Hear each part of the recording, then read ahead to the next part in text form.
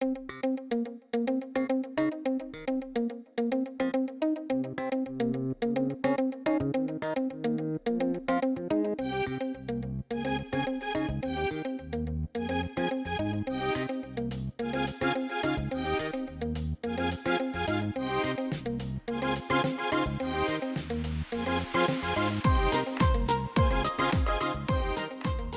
rickshaw like a হাস্যরোদে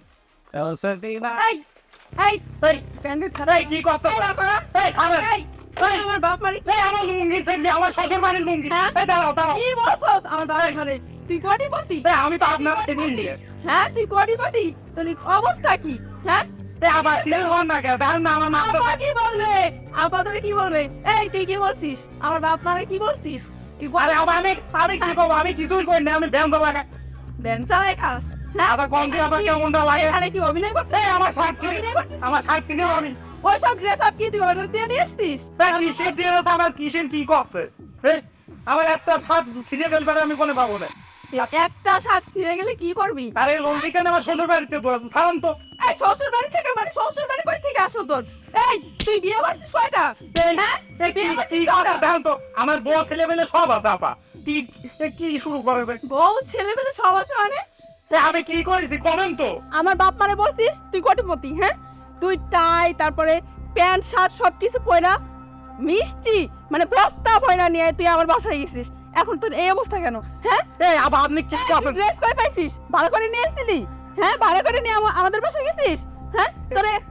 আচ্ছা জ্বালা পাপা কোন দিদে এই আমি ওসব ড্রেস কোনে পাবো আর আমার এই লুঙ্গি শ্বশুর বাড়িতে দোয়া লুঙ্গি এই তোর শ্বশুর বাড়ি করতে এলো তুই বিয়ে করছিস কয়টা এই আবার আপনি থামেন তো আমার শ্বশুর বাড়ি কি আমার বউ ছেলে পেলে সবই হবে আর আপনি কি উল্টা পাল্টা কাজ আছেন তো এই আপা আপনি কিছু খান না কেন বুঝলেন তো এই থামা দে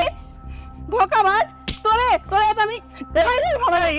এই শোন না থাম বলছিস থাম থাম আচ্ছা কি তোর মনে হয় কোথাও ভুল হচ্ছে ভুল আমার হচ্ছে না ওয়েট কি এটা যন্ত্রণায় বললাম কদি আচ্ছা এই ছবিটা দেখ এটা তোর না এই ছবিটা কি তোর আরে দেখ এটাই তো এই লোকটা তোর আমি দেখাইছিলাম না ছবি ওরে আল্লাহ রে আল্লাহ এ কি ফাইন দাও আছে এ ভাই কোন দিয়ে এডিট করো দেন তো ফাইন তুই আমার শয়তানের মতো হাসি দিস হ্যাঁ বাপ্পার ই তোর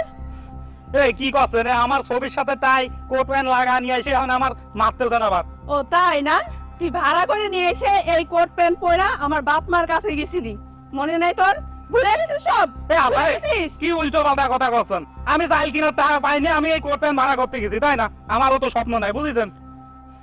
আইজে মোবাইলটা ধরছে কেমনে কোনোদিন বাপের জন্য মোবাইল দেখে না এত বড় হ্যাঁ থাক আমার না অত টাকা পয়সার লোভ নাই বুঝেছেন আর এই যে আপনার মতো সুন্দরী আমার যদি ফ্রি দেয় তাও তো আমি নোয়ালা না বুঝেছেন আমার দেহ আছে এই তুই কি বললি হ্যাঁ ফিরে দেয় মানে তোর মতো ছেলের কাছে আমি যাবো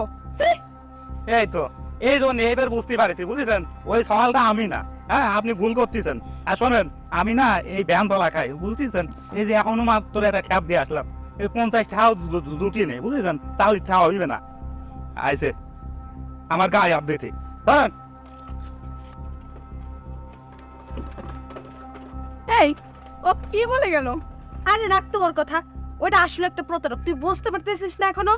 মোবাইলে যারে তুই দেখছিস আর এখন আমরা যারা দেখলাম ওইটা পুরাটাই এক ও যে এতক্ষণ ধরে বুঝাইলো যে একই রকম দেখতে নাকি অনেকে আছে একটা পাক্কা ভুয়া কথা কইস রে